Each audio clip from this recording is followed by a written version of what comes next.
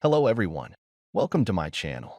My name is Ari, and today we're going to have some more stories about our toxic life. But before we start, it would be so much appreciated if you would subscribe to my channel, like the video, if you enjoy it, and maybe leave a comment down below. These simple clicks would mean a lot to the future of this channel and really reward the effort that I put in every day. And now without further ado, let's go. Today's first story. In this story, Opie's relationship with his recovering addict girlfriend takes a downward spiral when he suspects her of cheating with her boss. Hiring a private investigator confirms his suspicions. With support from her father, he exposes their affair publicly, leading to their dismissal. Despite her apologies, he ends the relationship, realizing she lacks consideration for their future.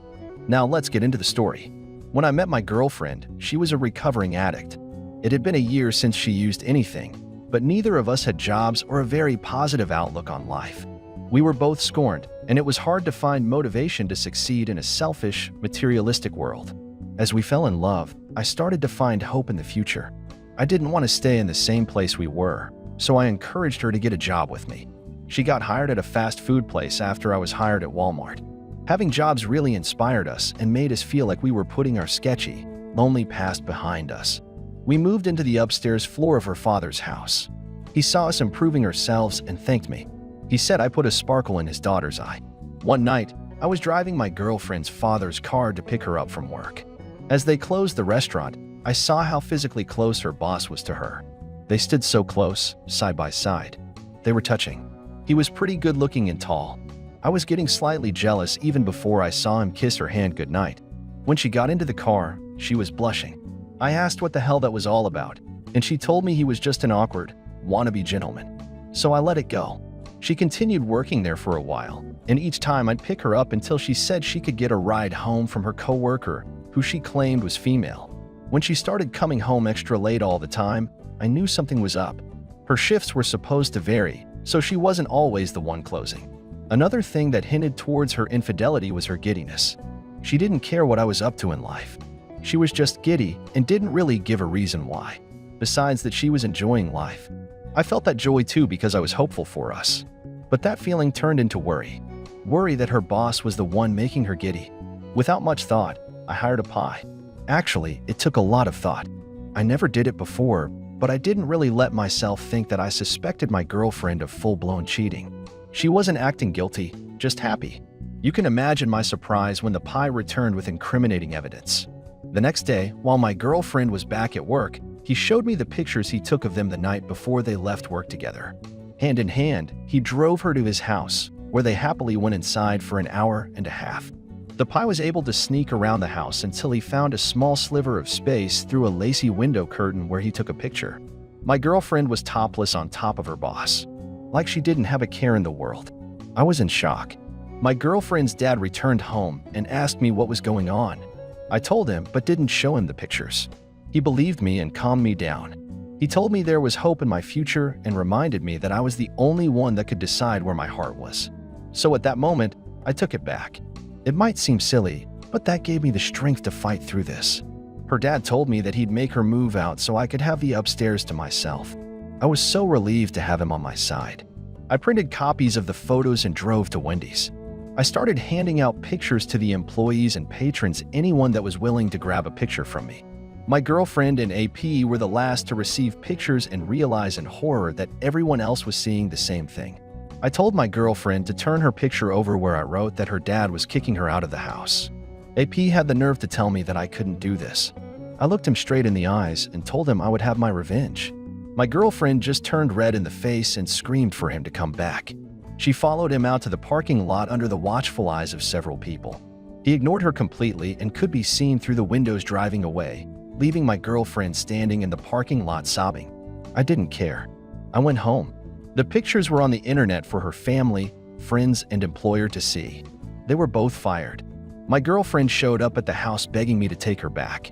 I told her to go find someone else to support her shenanigans. Her dad was sitting on the couch behind me, backing up what I was saying. She was beside herself then and broke down crying. She kept saying she was sorry, but that couldn't take back the damage that was done. She moved back in with her cousin miles away. She didn't have to cheat on me or start using again. but she did both. Looking back now, I don't think she cared at all about me. I think she just lived on impulse, without much thought about her future. Today's second story. In this story, Opie joins a law firm where he falls for a female colleague. When she gets pregnant, he discovers she's married. DNA test proves her husband is the father. She loses everything, including his trust. He rejects her attempts to reconcile, emphasizing honesty and responsibility. She regrets her actions, reflecting on lost opportunities and the consequences of deceit. Now let's get into the story. I was 36 when I started working at a respectable law firm. The man in charge knew my father from years prior, so that was pretty much my way in. As soon as I entered the building, I met a female attorney that won my heart way faster than should have been possible. She had curly blonde hair and big blue eyes. It was like I was speaking with a model from 1955. We started seeing each other outside the law firm 2 months after I started. I was thrilled that she wanted to go out with me. We had a wonderful time together, filled with laughter after fun. A year later, she became pregnant, and it was the happiest news I ever heard. However, her face looked mortified, and she even said this wasn't good. I suddenly realized she was probably very career-driven, so I assured her she wouldn't have to stop being a lawyer, just take a long break and return to it. We still hadn't moved in together, but now that she was pregnant, I wanted her to. When I asked, all the color left her face. She said she couldn't and wouldn't tell me why at first. Then she said she took care of her elderly mother at home, so she couldn't move out. But she also didn't think her mother would approve of a child being there. I was confused because grandmothers usually love grandkids. She also never told me she lived with anyone.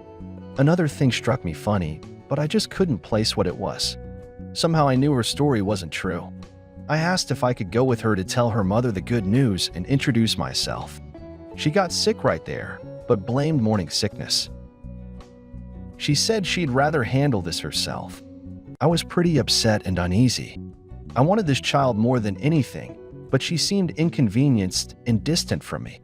She didn't answer any of my calls over the weekend, so I started to fear she met some horrible end. But there she was at work on Monday. I rushed to her side and asked why she hadn't answered my calls. I wanted to know what was really going on. Finally, she broke down and she told me she was married. As the thought sunk in, the room spun and I fainted. When I came to, I was laying on a bench in the law firm. My girlfriend was there. Right away, she told me her relationship with her husband wasn't that great, which is why she started seeing me. I sat straight up and asked her if she planned on getting a divorce. She hesitated.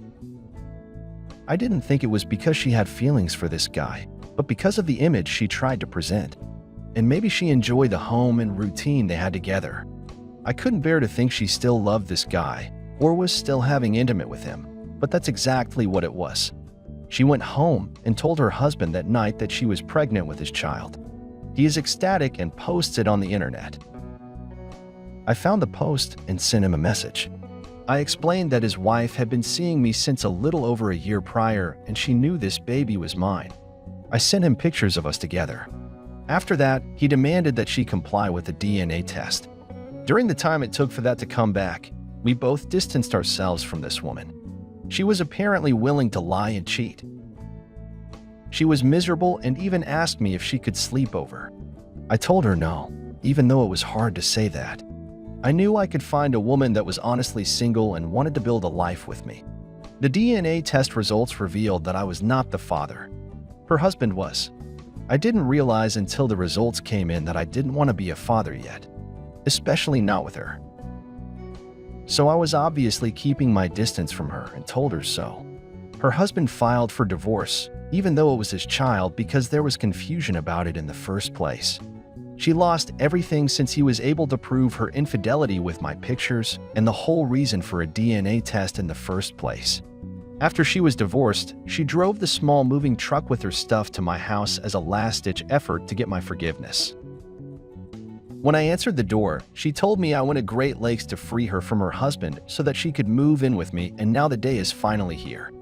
I just laughed. I said no way. I just wanted her husband to know she was a cheating skunk and if she was carrying my baby.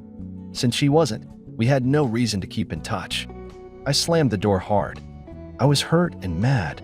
She was lovely, and we could have been together had she gone about this the right way. Now she had no one. She tried to call or message me every day while she searched for a place to live. I wasn't invested in her story, but I was receiving updates and hate from her. She didn't seem to realize it was her own decisions that got her into this mess, and it shouldn't have been so hard for her to find her own place. She had money from her job, but she didn't want to live alone or be a single mother. The last thing I told her was that I didn't trust her to be my girlfriend, but someone else would, and when they did, she needed to be honorable and earn their trust. I also said that she shouldn't be as worried about finding a man as she should be about being a capable and prepared mother. The last thing she told me was that she should have divorced her husband and done things the right way before starting to date me. She regrets it every day and wonders where we would have gone in life. Today's third story. In this story, Opie reminisces about meeting and marrying his ex-wife, Emily, whom he adored for her beauty and kindness. Their blissful marriage was marred when he discovered her infidelity on a dating app during a vacation.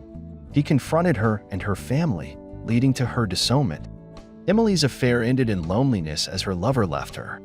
Despite her attempts to reconcile, the man vowed against it. Now let's get into the story.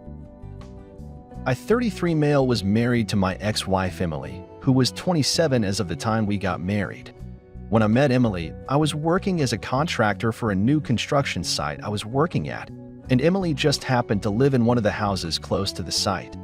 The first few days after I started working there, I didn't notice Emily because I was too engrossed with the job. But after other guys at the site started talking about her, that's when I noticed her. I think the thing that really stood out about her was her beautiful smile, her golden yellow hair, and her honey brown eyes that made me go crazy whenever she stood in the sun. At that time, she worked as a teacher for one of the schools in the city, so I mostly saw her whenever she returned. Emily and I became friends, and we began to hang out more. I got to know her better, and we fell in love. I found out that she was not just beautiful on the outside, but she was beautiful within, too. She was kind, and I think that had to do with the fact that she dealt with children. When our relationship moved further, she eventually met my parents, and I met hers too. In about a year and some months later, we got married. I still remember our wedding day like it was yesterday, but it hurts me so much that I have to let that memory go. After Emily and I got married, she moved into my apartment, and we began to live like a couple. She did not want to move in while we were dating because her parents were a bit religious, and it was against their rules or something for an unmarried man and woman to live together. So I didn't have an issue with that. The first few months of our marriage were blissful. Emily was great in bed. She took good care of the house, and me and I helped out too. At that moment, after we got married, my job demanded my attention. I could go to a construction site for a whole week, and the next week I would just have one day to myself. Emily, on the other hand, really enjoyed the breaks and long summer breaks from school and whenever she was at home. I just wished I could spend more time with her. Luckily for me, the same week her school break began, we had completed the work on the side I was working on, and coincidentally, I was due for my leave. This was great news for me because I didn't get to spend the kind of quality time I wanted with her, and thankfully, we were both going to spend time together. Out of excitement, I bought 2 tickets for us to go somewhere fun and spend 1 week away from home, and Emily was so excited. It was going to be a mini vacation for the both of us. 2 days later, we traveled and things were beginning to fall into place. Emily made a list of things we were going to do during the whole week, and one of them included taking pictures at a very popular place in the city we visited. It was in the process of taking pictures that I discovered something very shocking about my wife. She had given me her phone to take pictures of her, and at the same moment she did, a notification from a dating app popped up, and it read, "Emily, you have a message from Isaac." I took a couple of pictures of her, cleared the notification, and returned her phone.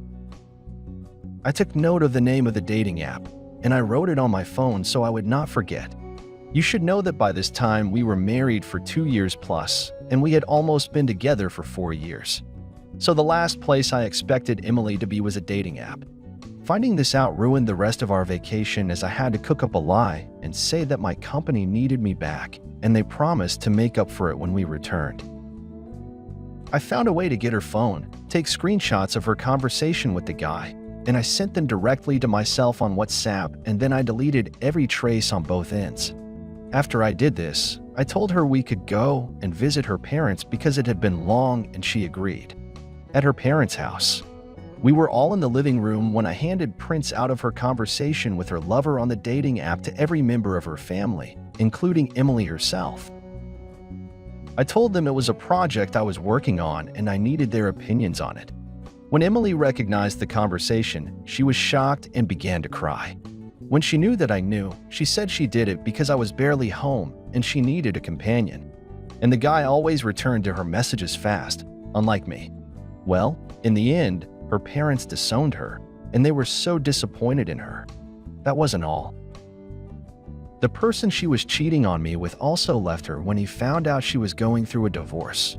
Emily believed he loved her, but he was only there for the intimate. And after he got it, he left. In the end, Emily suffered alone. She lost both me and her family. She tried to come back to me twice, but I promised her the next time she tried it, she'd be resting in jail.